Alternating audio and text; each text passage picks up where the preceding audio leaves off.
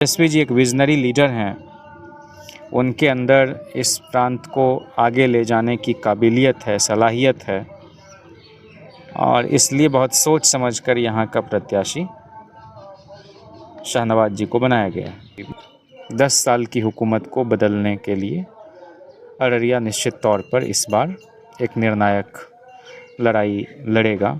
नदी का पेट काटकर उसका अतिक्रमण करके बसावट को लोग आगे बढ़ा रहे हैं और इससे नदियां जब मरती हैं तो सभ्यता भी मरती है, सभ्यता पर संकट छाता है। सरकार ने जल जीवन हरियाली के नाम पर एक तमाशा किया, लेकिन उसका कोई हासिल नहीं रहा, चूँकि ईमानदारी से उस पर काम नहीं किया गया। दुर्भाग्य से इस देश में लीडर कम हैं, लेजिस्लेटर ज़्यादा हैं। लीडर कम हैं, डीलर ज़्यादा हैं। लीडर कम हैं, लाउड स्पीकर ज़्यादा हैं। ज़ोर ज़ोर से बोलने को ही वो राजनीति समझते हैं। तो हम यही चाहते हैं कि लोग संजीदा ढंग की राजनीति करें, उस तरह की नहीं जैसी अभी प्रधानमंत्री कर रहे हैं। तो सियासतदानों को हम आदमी समझें तो क्यों समझें, सियासत आदमी को आदमी रहने नहीं देती। और बस कि दुश्वार है हर काम का आसा होना, आदमी को भी मयस्सर नहीं इंसान होना। तो नमस्कार, मैं नवनीत सिन्हा, आप देख रहे हैं द रिफॉर्मर न्यूज़। लोकसभा चुनाव 2024 चल रहा है और मैं अररिया ज़िला में हूँ। अररिया ज़िला में यहाँ पर तीसरे चरण में 7 मई को मतदान होना है, तो प्रचार की तैयारी ज़ोरों शोरों से ज़िले में चल रही है। नेताजी अलग अलग पार्टियों के आ रहे हैं और चुनावी भाषण अलग अलग दे रहे हैं। अभी मैं मौजूद हूँ फारबिसगंज विधानसभा क्षेत्र अंतर्गत अर्राहा पंचायत में। यहाँ हमारे साथ आप देख सकते हैं इस शख्स को। मैं आपको बता दूँ, इनका नाम है जयंत जिज्ञासु। ये PhD होल्डर है मास कम्युनिकेशन में JNU से और राष्ट्रीय जनता दल के अभी वर्तमान में राष्ट्रीय प्रवक्ता है। और सबसे महत्वपूर्ण ये चीज़ है कि JNU जो भारत का एक विख्यात यूनिवर्सिटी है, वहाँ पर लालटेन की जो अलख जगाने वाले शख्सियत यही है जयंत जिज्ञासु जी। और बेहतरीन वक्ता हैं राष्ट्रीय जनता दल के और कुशल संगठन नेतृत्वकर्ता भी हैं और शानदार समाजवादी हैं। तो आज हमारे साथ यहाँ जुड़े हैं, तो जानेंगे जयंत भाई से कि कैसे क्या और अररिया का क्या माहौल है। आप आए, आपका स्वागत है पहले। बहुत शुक्रिया। और आपने इतनी तारीफ़ कर दी जिस लायक मैं खुद को पाता नहीं हूँ। अररिया में निश्चित तौर पर यहाँ सीमांचल के गांधी कहे जाते थे तस्लीमुद्दीन साहब, जो यूनाइटेड फ्रंट की सरकार में 1996 में इस देश के गृह राज्य मंत्री रहे। फिर 2004 में जब UPA की सरकार बनी तब भी भारत सरकार में मंत्री रहे। बिहार सरकार में लंबे समय तक मंत्री रहे और उन्होंने अपनी सियासत की शुरुआत मुखिया सरपंच से लेकर लगातार जनसेवा की भावना से उन्होंने काम किया और किशनगंज, अररिया, पूर्णिया, इन क्षेत्रों से वो सांसद बन के दिल्ली जाते रहे। जो हम लोगों के इंडिया ब्लॉक के उम्मीदवार हैं शाहनवाज जी, वो भी बिहार सरकार में आपदा प्रबंधन मंत्री रहे।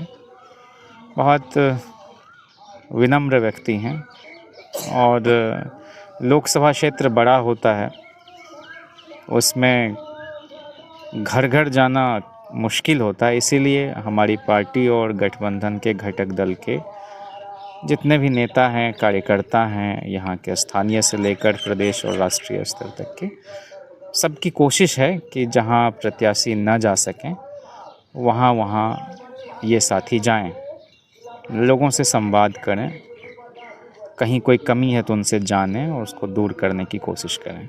तो अररिया में रानीगंज, नरपतगंज, अभी फारबिसगंज, यहाँ जो 2 दिन से लोगों से मिलने की कोशिश की, उस क्रम में लोगों के अंदर एक भावना है कि 10 साल की हुकूमत को बदलने के लिए अररिया निश्चित तौर पर इस बार एक निर्णायक लड़ाई लड़ेगा और 7 को मताधिकार का प्रयोग विवेक के साथ करेगा।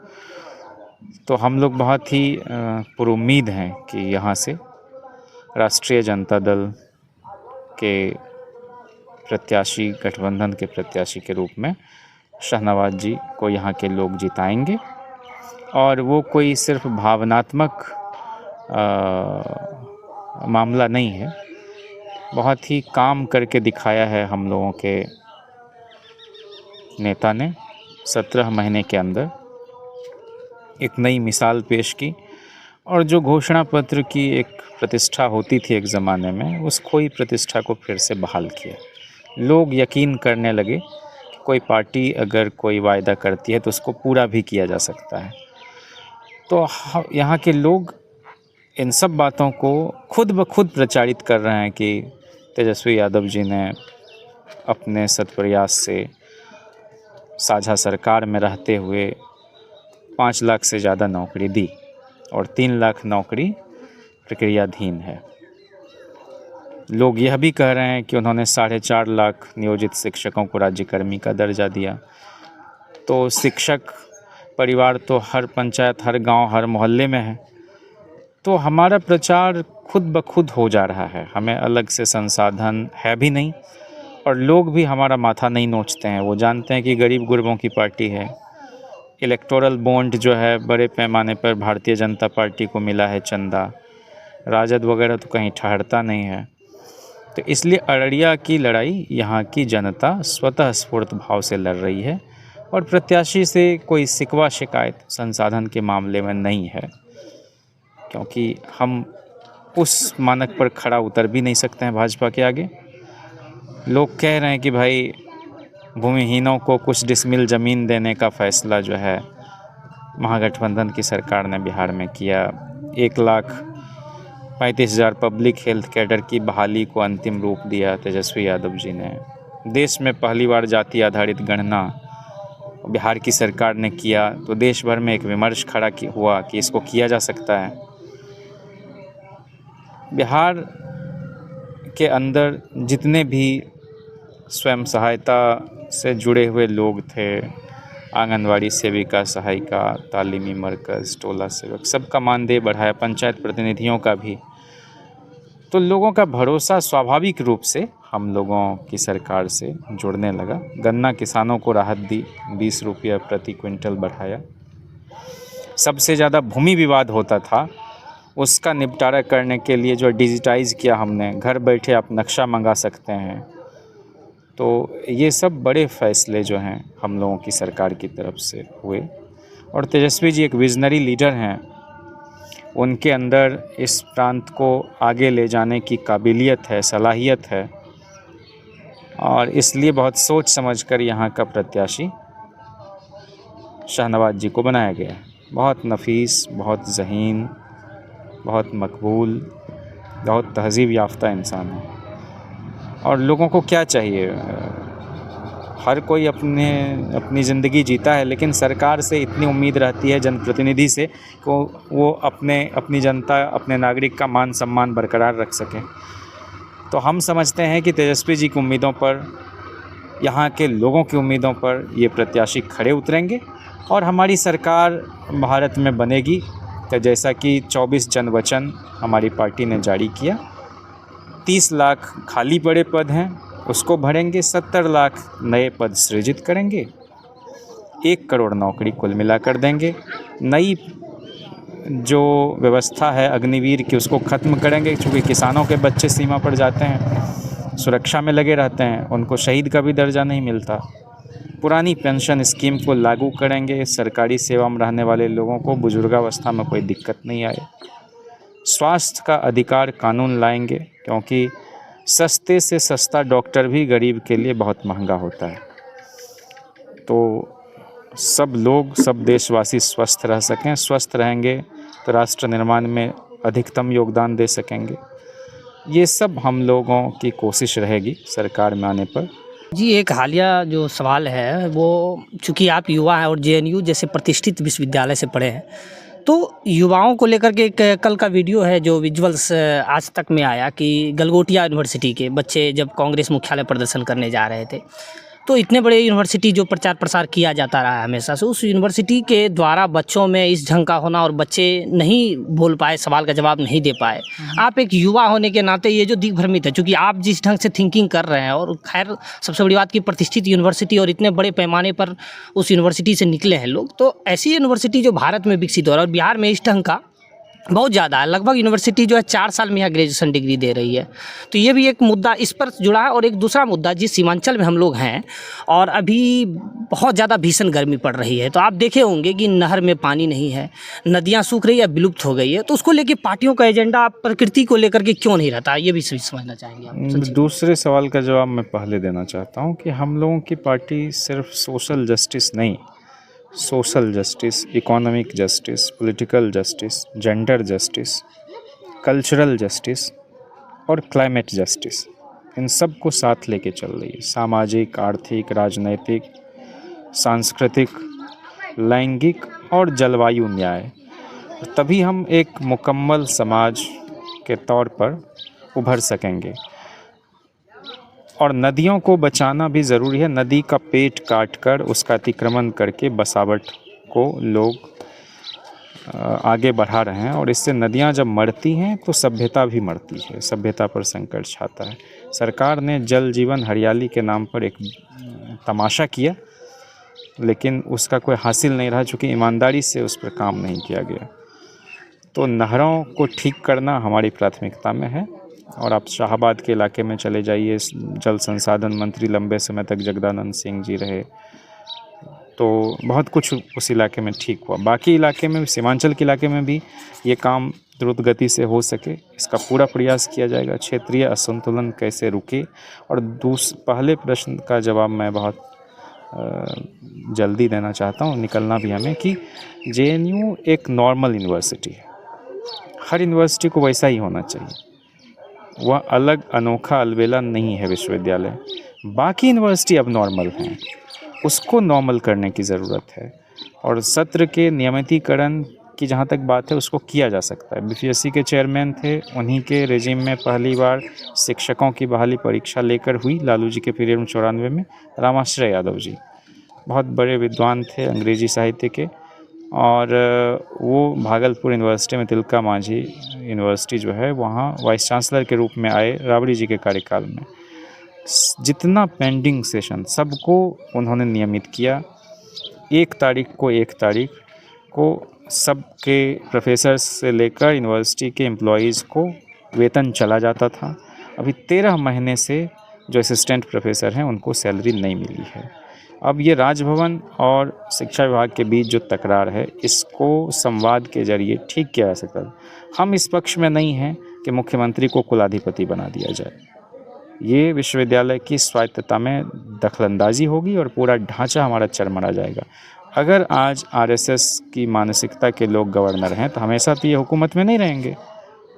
कल को सरकार बदलेगी और मुख्यमंत्री पता चला कि RSS का, BJP का, तो आप क्या करेंगे? कुलाधिपति वो रहेंगे। तो ये निदान नहीं है समस्या का, है कि भाई संवाद के जरिए यहीं से जाता है 3 नाम रेकमेंड होके, वहाँ अड़िए आप कि गलत लोगों को मत बनाइए, शिक्षाविद लोगों को बनाइए, विश्वविद्यालय ठीक से चलेगा। तो हम लोगों की नज़र उस पर भी है, और पहली नज़र है। आप जानते हैं कि पहले स्लोगन लगता था लोहिया के ज़माने में, कम्युनिस्ट साथी भी लगाते थे, शिक्षा पर जो खर्चा हो बजट का 10वां हिस्सा हो। और हम लोगों ने 2020 में जो मैनिफेस्टो जारी किया, तेजस्वी जी ने कहा कि हम GDP का 22% खर्चा करेंगे एजुकेशन पर। तो एक बड़ी बात थी, हमें मौका मिलता ज़रूर इस दिशा में काम। एक चीज़, आपकी किताब द किंग मेकर काफ़ी चर्चित रही थी, तो संक्षेप में बताएं क्या था मूल रूप से? नहीं, वह तो लालू जी ने एक आधिकारिक अपनी आत्मकथा लिखी ही है गोपालगंज से रायसीना नलिन जी के साथ। हम बहुत दिन से उस पर काम कर रहे थे। धीरे धीरे जब लालू जी को डिस्क्वालीफाई कर दिया गया, तो हम IIMC में पढ़ते थे, बहुत सारे हमारे साथी मजाक बना रहे थे, लालू जी पर बहुत तरह की फप्ती कस रहे थे।